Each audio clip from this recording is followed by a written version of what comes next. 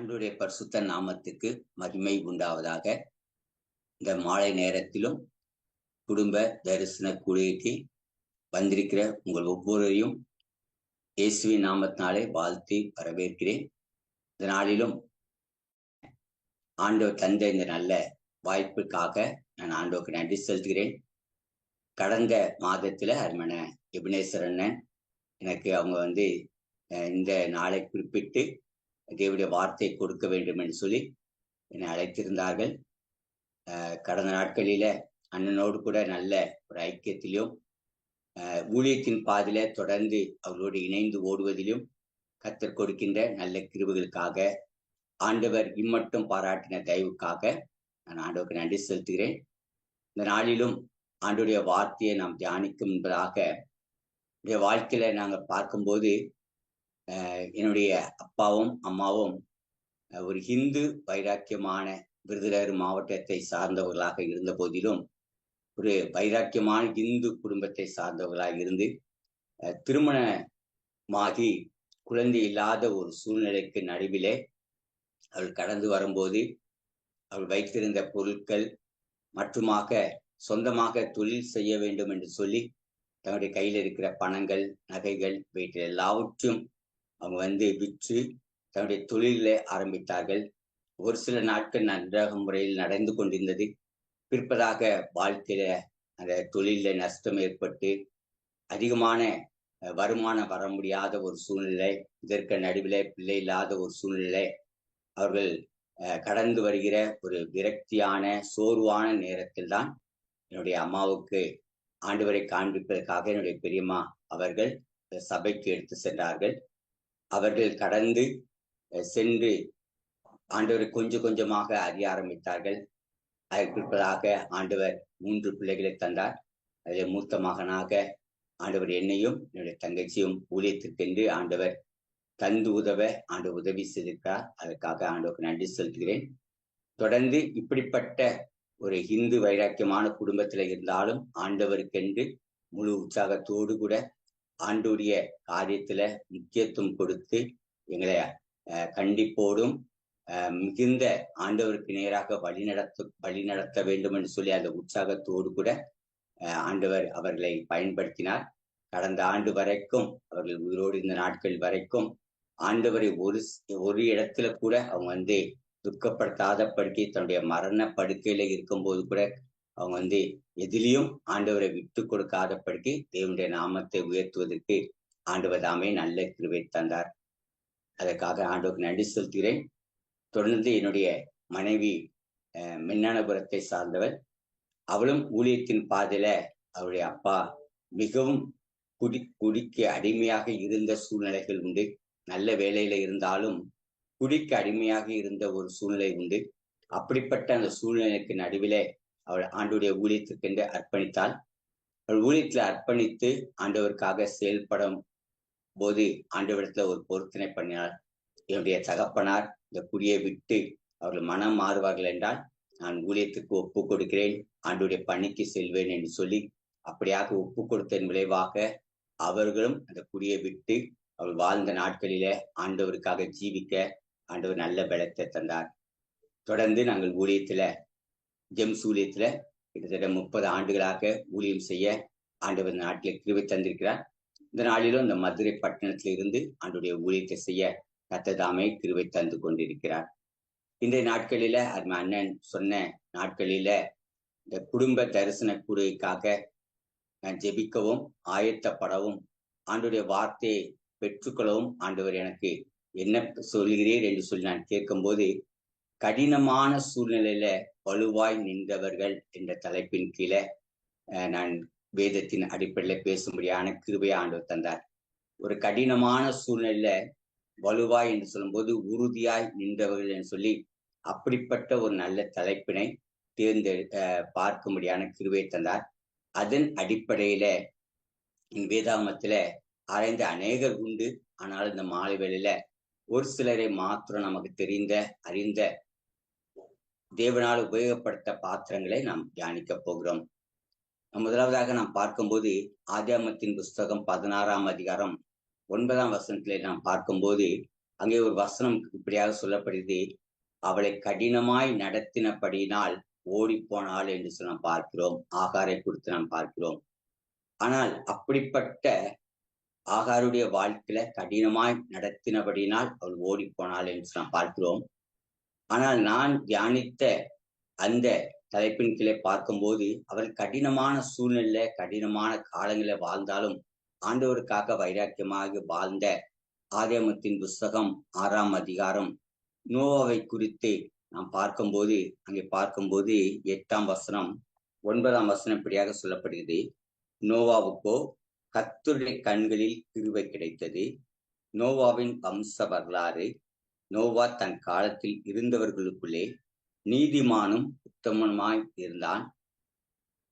நோவா தேவனோடே சஞ்சரித்துக் கொண்டிருந்தான் சொல்லி நாம் பார்க்கிறோம்.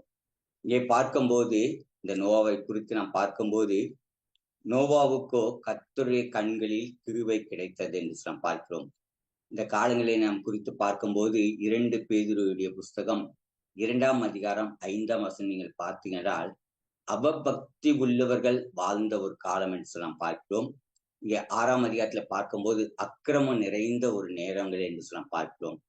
இப்படிப்பட்ட ஒரு கடினமான ஒரு காலம் அவருடைய வாழ்க்கையில அந்த நாட்களை பார்க்கும்போது அருவருப்புகள் நிறைந்தது, அவபக்தி உள்ளவர்கள், தேவனை அற்றவர்கள், இப்படிப்பட்டவர்கள் வாழ்ந்த சூழ்நிலையில வாழ்ந்து கொண்டிருந்த ஒரு மனிதனுடைய வாழ்க்கையில பார்க்கும்போது நோவாவுக்கோ கர்த்தருடைய கண்களில் கிருபை கிடைத்தது என்று சொல்லி நாம் பார்க்கிறோம்.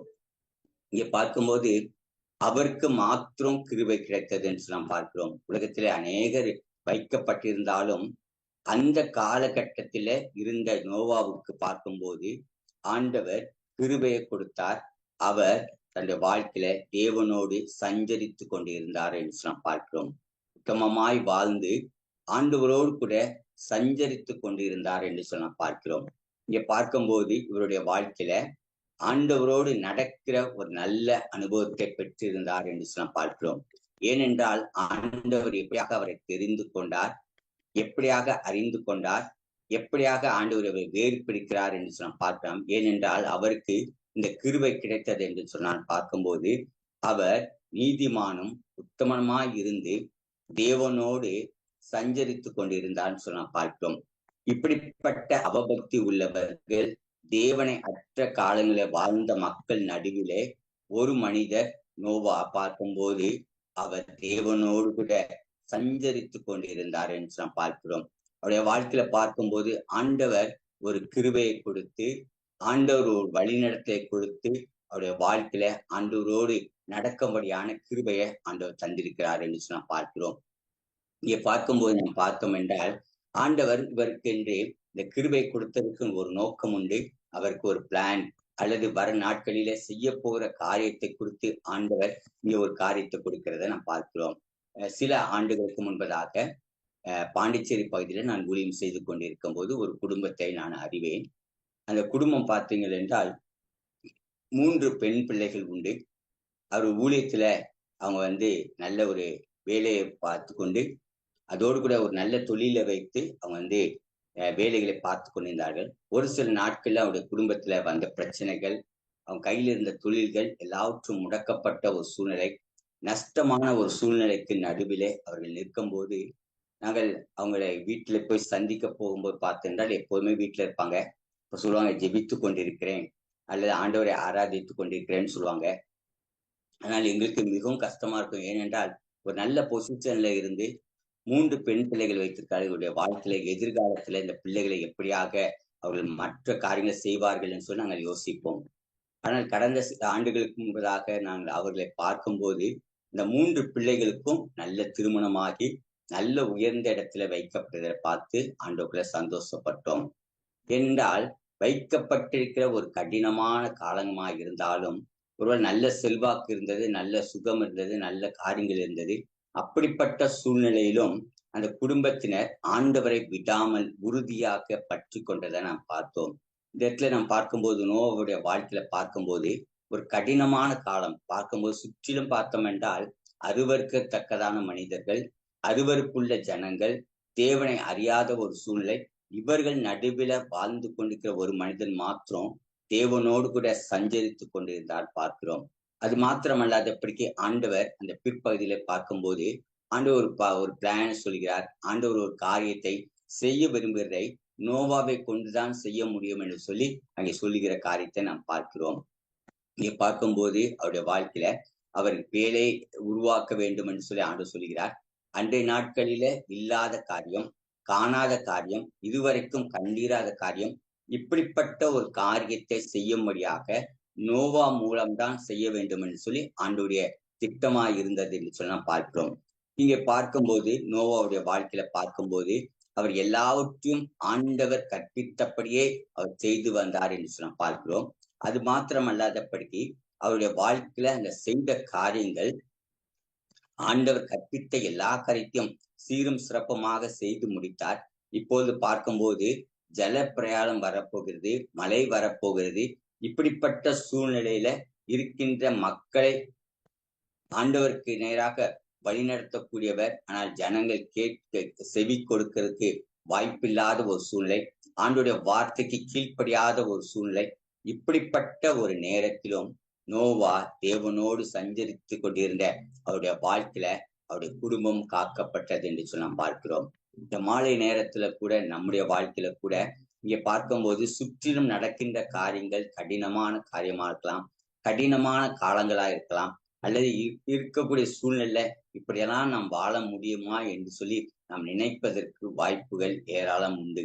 ஆனால் இங்கே பார்க்கும்போது நோவா நமக்கு கற்றுத்தருகிற ஒரு நல்ல காரியம் என்றால், தேவனோடு கூட சஞ்சரிக்கிற ஒரு மனிதனுடைய வாழ்க்கையில பார்க்கும்போது சுற்றிலும் நடக்கின்ற காரியங்கள் வித்தியாசமாக இருக்கலாம், அது மாறுபட்டு இருக்கலாம், ஆண்டவருடைய காரியங்களுக்கு அது உட்படாத ஒரு காரியமாக காணப்படலாம். ஆனால் அப்படிப்பட்ட ஒரு சூழ்நிலைக்கும் நடுவிலே இந்த நோவாவை பார்க்கும்போது அவர் ஆண்டவரோடு கூட நடக்கின்ற ஒரு மனிதனாக காணப்பட்டார். அவர் நடந்த நிமித்தமாக அவருடைய வாழ்க்கையில பார்க்கும்போது அவர் அவருடைய குடும்பத்தை முழுவதையும் காத்து கொள்வதற்கும் இந்த காரியத்தில் இந்த அழிவிலிருந்து தப்பிக்கப்படவும் தேவனாய் கர்த்தர் உதவி செய்தார் என்று சொல்ல பார்க்கிறோம். இந்த மாலை நேரத்துல கூட நம்முடைய வாழ்க்கையில கூட ஒரு கடினமான காலங்களில நாம் இருக்கின்றோம். இன்றைய நாட்களில நடக்கின்ற சூழ்நிலைகள், காரியங்கள் வித்தியாசமான முறையில நடந்து கொண்டிருந்தாலும் நம்முடைய வாழ்க்கையில ஆண்டவர் நமக்கு கொடுக்கப்பட்டிருக்கிற நம்முடைய குடும்பம், நம்முடைய பிள்ளைகள் ஆண்டவருக்குள்ள ஜீவிக்கிறவர்களாக, ஆண்டவருக்குள்ள கட்டப்பட்டவர்களாக, ஆண்டவருக்குள்ள நடக்கின்ற பிள்ளைகளாக மாற்றுவதற்கு நாம் முயற்சி எடுக்க வேண்டியது அவசியமா இருக்கிறது என்று நாம் பார்க்கிறோம். உலகமே அங்கே பார்க்கும்போது அவபக்தி உள்ள மக்களாக காணப்படுகிறார்கள், தேவனை அறியாத ஒரு சூழ்நிலை காணப்படுகிறார்கள். இப்படிப்பட்ட நிலைகள்ல நிற்கின்ற அப்படிப்பட்ட ஒரு நேரத்துல கூட பார்க்கும்போது இந்த நோவாவுக்கு ஆண்டோடைய கண்கள்ல தயவு கிடைத்ததுனால அவர் நீதிமானும் உத்தமமா இருந்து தேவனோடு கூட சஞ்சரிக்கிற ஒரு வாழ்க்கைக்கு நேராக காணப்படுறதை நாம் பார்க்கிறோம். மாலை நேரத்துல கூட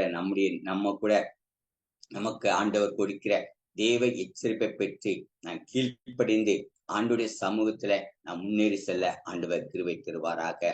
நாம் பார்க்கும்போது இஸ்ரேல் ஜனங்களுடைய வாழ்க்கையில பார்க்கும்போது அந்த கீழ்ப்படியாமை என்கிற ஒரு காரியங்கள் வரும்போது அங்கே பார்க்கும்போது முறுமுறுப்புகள் வந்தது, பிரச்சனைகள் வந்தது. அவர்கள் அநேக காரியங்கள் அவருடைய இருதயத்தை கடினப்படுத்துகிற ஒரு சூழ்நிலைக்கு நேராக தான் தள்ளப்பட்டதை நாம் பார்க்கிறோம்.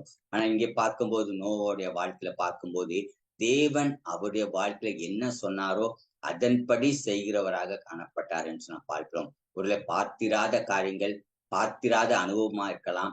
ஆனால் அப்படிப்பட்ட காலத்தின் நடுவில ஆண்டவர் உங்களையும் என்னையும் நடத்துவார் என்றால் அப்படிப்பட்ட சூழ்நிலையிலும் நாம் ஆண்டவரோடு கூட நடக்கின்ற பிள்ளைகளாக நாம் திகழும் என்றால் நம்முடைய வாழ்க்கையில அது எளிதாக மாறும், அது எளிதாக செய்ய முடியும் என்பதற்கு நோவா நமக்கு ஒரு நல்ல ஒரு சாட்சியாக இருக்கிறார் என்று நாம் பார்க்கிறோம். இரண்டாவது ஒரு காரியத்தை நாம் பார்க்கும்போது அதே ஆதியாகமத்தின் புஸ்தகம் பார்க்கும்போது 39ஆம் அதிகாரத்தின் பகுதியில நாம் பார்க்கும்போது அங்கு யோசேப்புடைய வாழ்க்கையில பார்க்கிறோம். அவருக்கும் ஒரு கடினமான பாதை.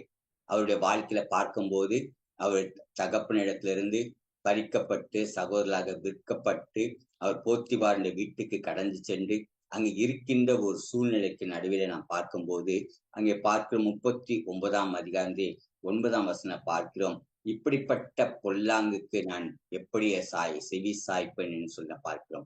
அவருடைய வாழ்க்கையில பார்க்கும் என்றால் தேவன் அவரோடு கூட இருந்த காரியம், தேவன் அவரை நடத்தின காரியம் அங்கே பார்க்கும்போது ஒவ்வொரு பகுதியில் நாம் பார்க்கும்போது கர்த்தர் யோசேப்போடு கூட இருந்தார் என்று நாம் பார்க்கிறோம்.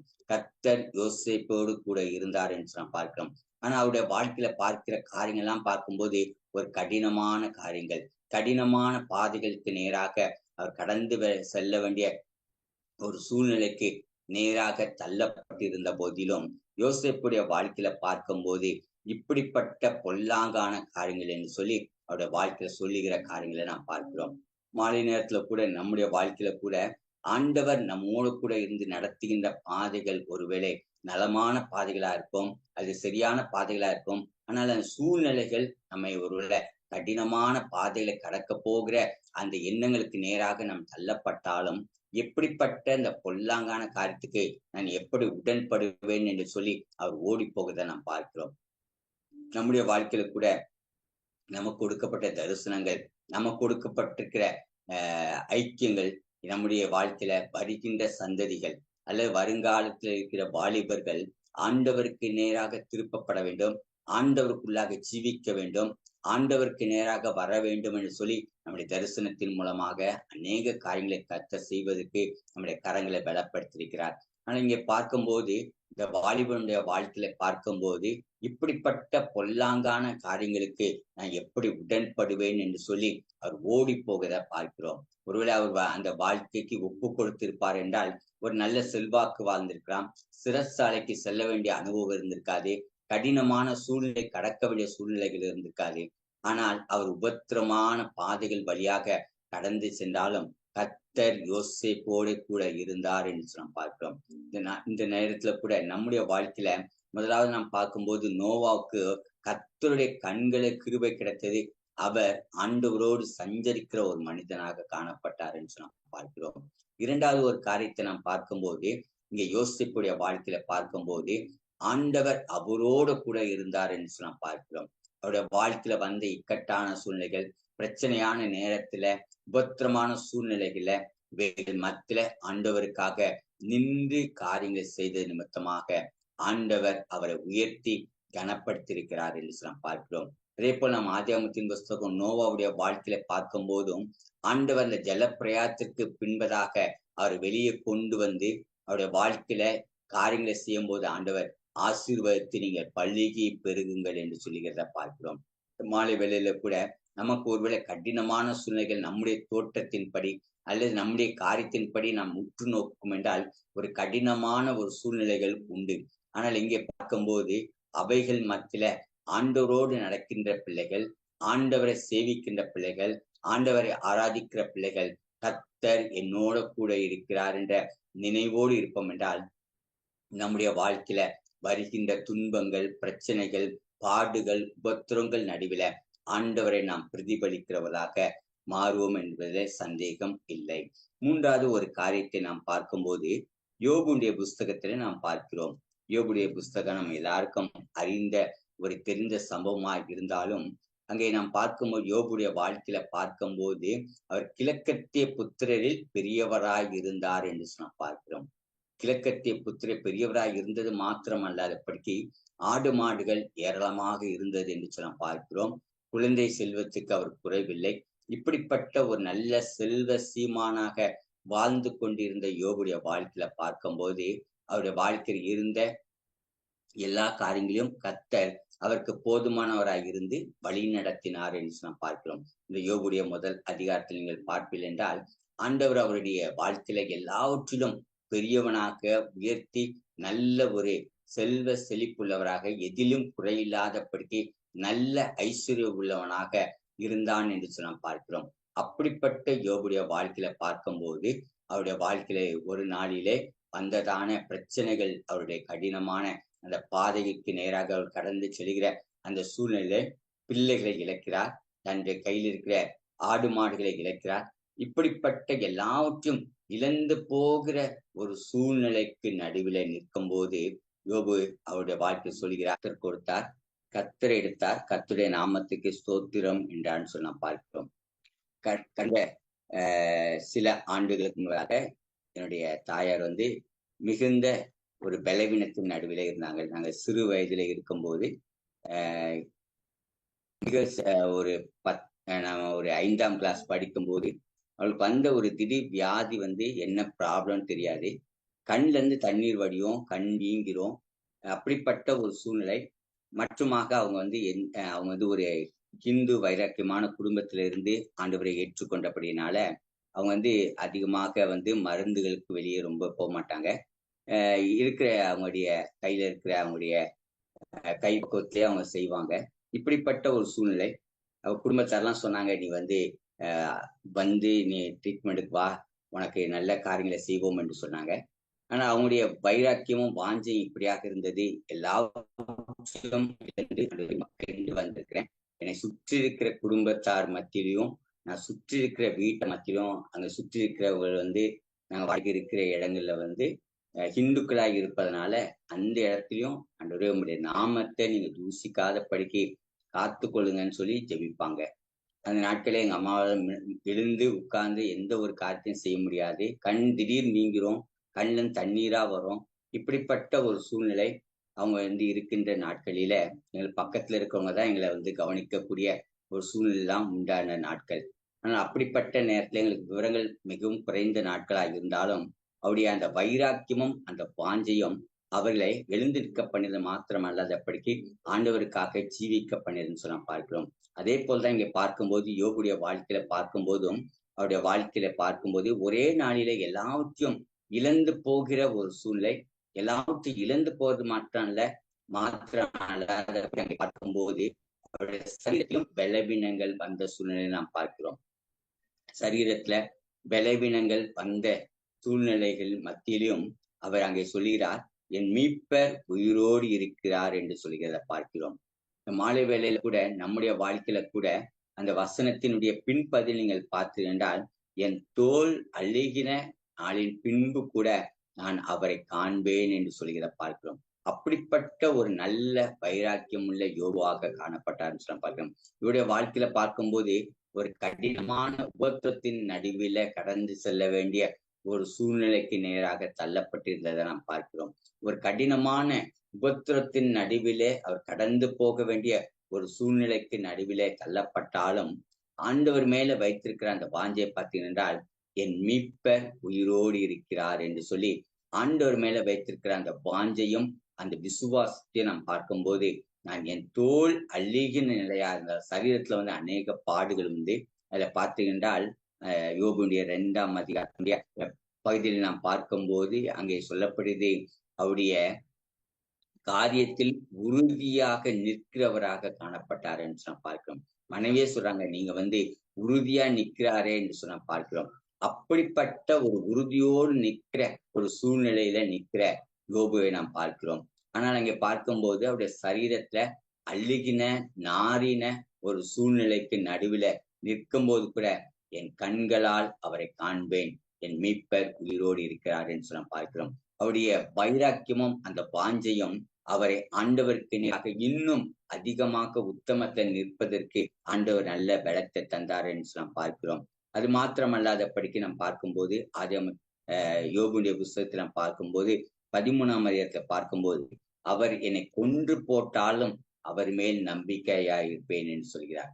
அவர் ஒருவேளை என்னை கொன்றே போட்டு விட்டாலும் நான் அவர் மேல் நம்பிக்கையா இருப்பேன் என்று சொல்லி விசுவாச வார்த்தைகளை அறிக்கை செய்கிறவராக, விசுவாச வார்த்தைகளை அதை அறிக்கை செய்து அதை அபியாசிக்கிறவராக காணப்பட்டார் என்று நான் பார்க்கிறோம். அதனால அவர் சொல்கிறார், அவர் எனக்கு குறித்திருக்கிறதை அவர் நிறைவேற்றுவார் என்று சொல்லி அதில ரொம்ப உறுதியாக இருக்கிறார். கடினமான உபத்திரமான ஒரு பாதைக்கு நேராக கடந்து சென்றாலும் இந்த யோபுடைய வாழ்க்கையில பார்க்கும்போது அவர் மிகவும் உறுதியாக இருக்கிறத பார்க்கிறோம். அங்கே உறுதியாக இருக்கிறது மாத்திரமல்லாதபடிக்கு அங்கே பார்க்கிறோம், தனக்கு வந்த எல்லாவற்றிலும் ஆண்டவருக்கு நேராக உத்தமமாய் நடக்கிற ஒரு மனிதராக காணப்பட்டார்னு நாம் பார்க்கிறோம்.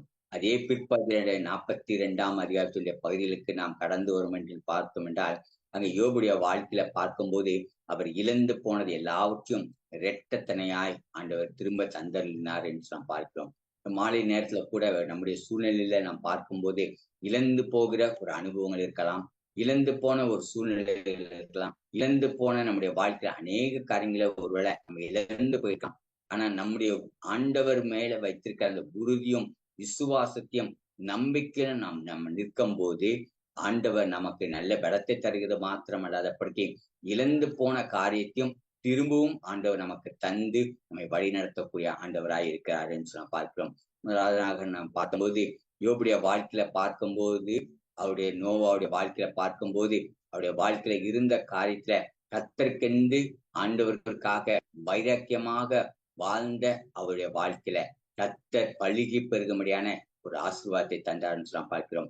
இரண்டாவது ஒரு காரியத்தை பார்க்கும்போது யோசேப்புடைய வாழ்க்கையில பார்க்கும்போது அவருடைய வாழ்க்கையில பாவமான செயலுக்கு உடன்படாதபடிக்கு, இப்படிப்பட்ட பொல்லாங்கான காரியத்துக்கு உடன்படாதபடிக்கு தேவன் மேல அவர் வாஞ்சையும் பிரியமும் வைத்திருந்தபடினால் கத்தர் அவர் ஒரு நாள்ல உயர்த்தினார் என்று நாம் பார்க்கிறோம்.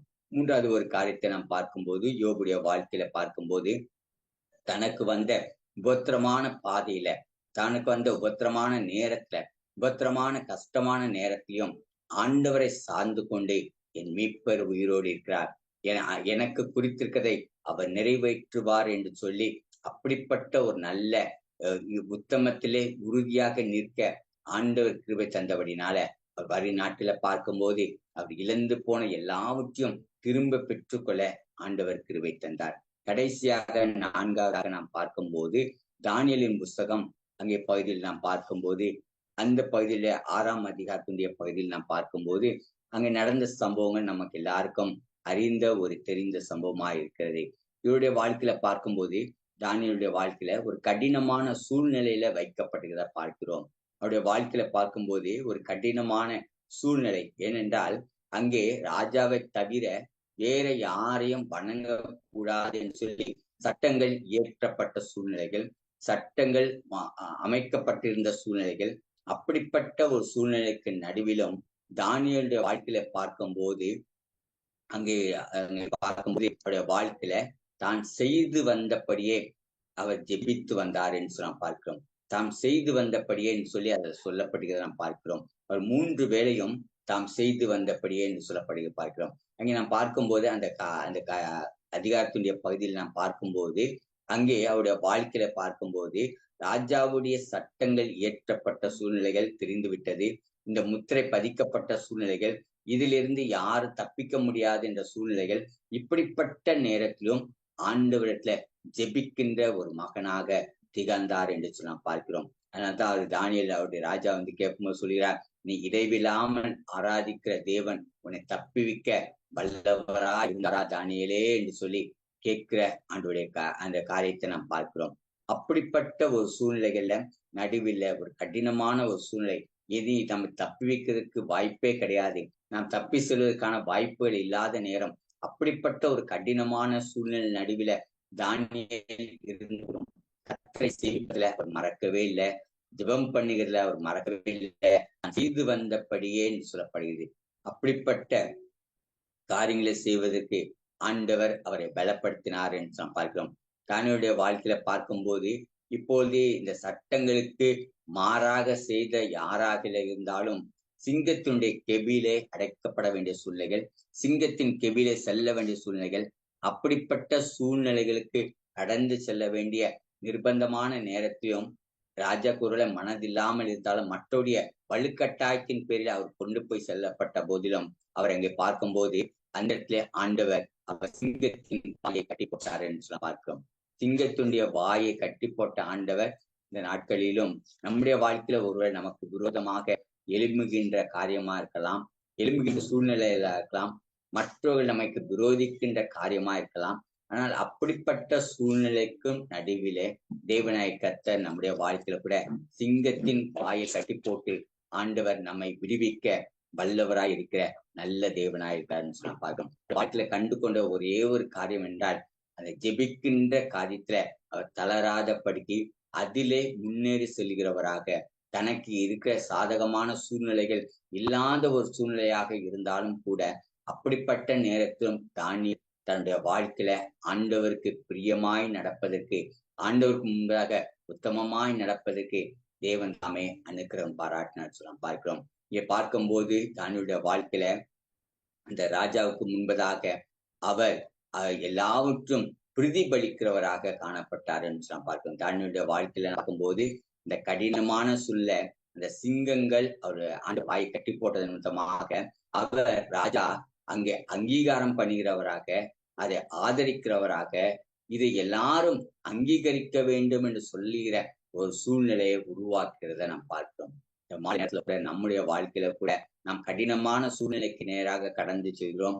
கடினமான பாதைக்கு நாம் கடந்து செல்கிறோம். கடினமான உபத்திரத்தின் வழியாக செல்கிறோம். இது கடினமான காலங்கள், நம்மால் இது முடியுமா என்று சொல்லி ஒருவேளை யோசிப்பதற்கான வாய்ப்புகள் உண்டு. ஆனா நீங்க பார்க்கும்போது ராஜா அங்கீகரிக்கிற காரியமும் ராஜா ஏற்றுக்கொள்கிற காரியத்தை ஒரு தானியேல் அங்கே காரியத்தை செய்ய முடிகிறத நாம் பார்க்கிறோம். மாலை நேரத்துல கூட நம்முடைய குடும்ப தரிசன கூடைக்கு வந்திருக்கிற நீங்களும் நானும் நம்முடைய வாழ்க்கையில ஒரு கடினமான சூழ்நிலைக்கு நடுவில் நாம் கடந்து போய் கொண்டிருக்கலாம். அல்ல கடினமான சூழ்நிலைக்கு நடுவில் நாம் வைக்கப்பட்டிருக்கலாம். ஆனால் அப்படிப்பட்ட நேரங்களில கூட கர்த்தர் நமக்கு வருகின்ற ஆபத்திலிருந்து எல்லாவற்றிலிருந்து விலக்கி காக்கிறது மாத்திரமல்லாதபடிக்கு ஒரு உயர்ந்த இடத்துல மற்றவர்கள் அங்கீகரிக்கிற இடத்துல ஆண்டவர் உங்களையும் என்னையும் அப்படிப்பட்ட சூழ்நிலைக்கு நேராக வழி நடத்தக்கூடிய நல்ல ஆண்டவர் நம்மோட கூட இருக்கிற அந்த நிச்சயத்தோடு கூட நாம் தொடர்ந்து ஓடுவதற்கு ஆண்டவர் தாமே நல்ல பலத்தையும் கிருபையும் ஆண்டவர் தந்தருள்வாராக.